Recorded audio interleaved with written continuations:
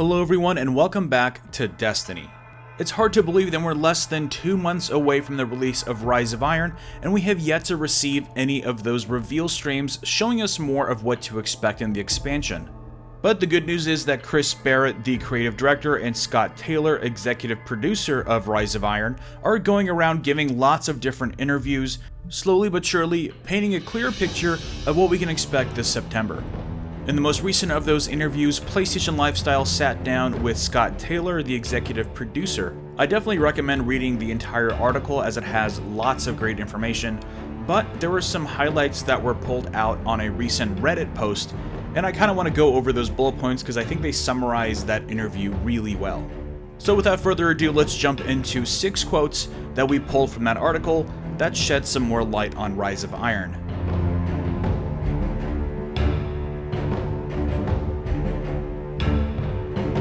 The first bullet point is that they see Rise of Iron as a House of Wolves plus. That's a very interesting quote, and it's important for us to remember that Scott Taylor and Christopher Barrett were in fact the lead designers on the House of Wolves expansion last year. So really anything they're going to be referring to is going to be from the perspective of House of Wolves. So of course, this is referring to the amount of content that we're going to be getting in Rise of Iron. Now it's going to be a little difficult to figure out exactly how much content we're going to be getting since House of Wolves came out before we had quests as we know them today. I personally think we're going to be getting around 4 main quest lines, one for the main campaign of Rise of Iron, one for the post-game where you become an Iron Lord, one for the new strike, and one for dealing with Siva and the raid. On top of those, I think you can expect a handful of extra quests, including the exotic Galahorn quest. Scott Taylor in a previous interview also hinted that we're going to be learning a lot more about characters like the Cryptarch and Xur, so I wouldn't be surprised if we got a few extra quests focusing on those characters. Now this kind of leaves us with the big elephant in the room question, which is this the final expansion before Destiny 2? And if so, when is Destiny 2 being released?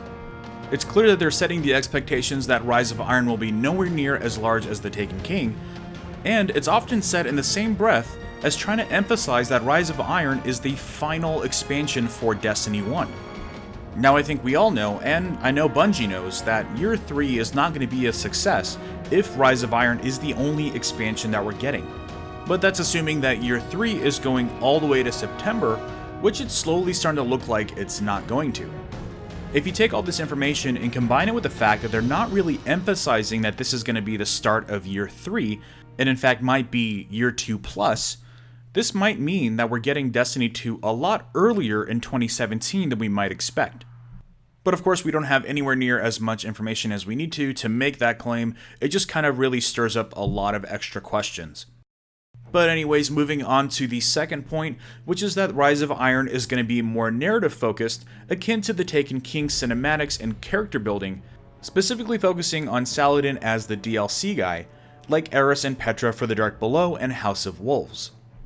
Now of course we could have assumed this, but it's nice to hear it right from Scott Taylor. It's just more proof that Bungie is listening to the community and is starting to realize what we not only want out of these expansions, but want out of Destiny in general. The third bullet point is that quests and stories in Rise of Iron will mainly be given in the new social space, Fellwinter Peak. Also noted that there are wolves roaming around in the space. Not a whole lot of new information in this, but it's cool to see that we're going to see actual wolves roaming around. Next is that new public events and patrols in the Playlands are described as really neat. It's definitely a very interesting way of describing it, but I have to say that the public events have been getting increasingly interesting as we go along. First we had the Sword of Crota in the Dark Below. In the House of Wolves we got those packs of roaming wolves, and we took a huge leap forward with public events in the Taken King with the Court of Oryx. My hope is that it's some sort of combination of the Court of Oryx and the Prowling Wolves, and I really hope that's where we get to use this awesome axe. Number 5 is that size-wise, the Playland is open and vast. Scott Taylor goes to say that you see this amazing skybox that shows you all of the places that you can go, a substantial new zone. I think this is where we start to see that real current gen power at work. We have a few screenshots, one here looking at the broken section of the wall, And then we have this one, which looks like the giant fallen section of that rocket ship, no doubt being converted into an incredible servitor god. And then we have this shot, which I think is from the beginning of the raid, but you can see in the background we have that main Playland stronghold area. And of course it matches the screenshots you see here, and it's really cool that they're going to be visually tying the entire area together like this. As drab and confusing as the Dreadnought was to navigate through, I'm really liking that every area in this new Cosmodrome is very visually distinct, and it's going to be really neat to be able to look off in the distance and know that direction, that's where I need to go. Or better yet, see a structure in the distance that you think looks cool, let's go there, maybe there's some secrets. And finally, we have that PvP mode is exciting, and Scott says that the cinematics are great and affecting. The new PvP stuff will make players very, very happy. Now this last bullet point is talking about a few different things, but it's nice to note that the cinematics are really great and affecting.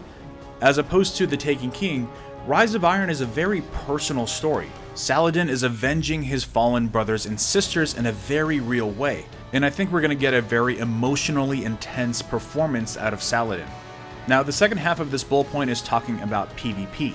He again calls the new mode exciting, and that players will be very, very happy with the new PvP stuff, which I only assume is in reference to the new PvP features that we'll be getting in Rise of Iron. What do I think these new PvP features will be? Well, I've made an entire video talking about my theories on custom and private matches. I even created a few Photoshop mockups to best showcase my ideas, so if you're interested in looking at that, click the image on screen or the link in the description box below. Anyways, what are your thoughts on this little bit of new information that we got from PlayStation Lifestyle? Leave them in the comments below. Drop a like if you can, and subscribe for more Destiny content. And I will see you all next time. With all that in mind, you should be able to get through the Nightfall with no problem, and make sure to finish off Valis Ta'arik with a super, because it feels amazing.